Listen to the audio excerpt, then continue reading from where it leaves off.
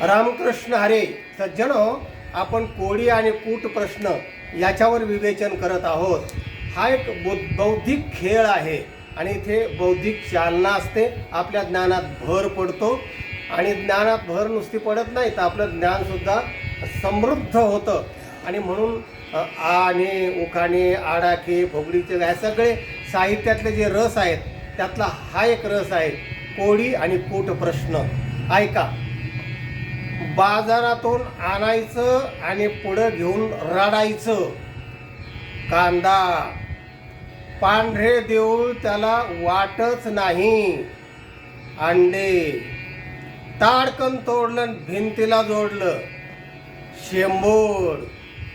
तार तार तारले, बेलापूर मारले, 12 वर्ष तप केले तरी हाती नाही लागले. उंबराचे फोन. 3 मेल्यांचा मळा, वर कुशाबा काळा, तवा आणि चूल.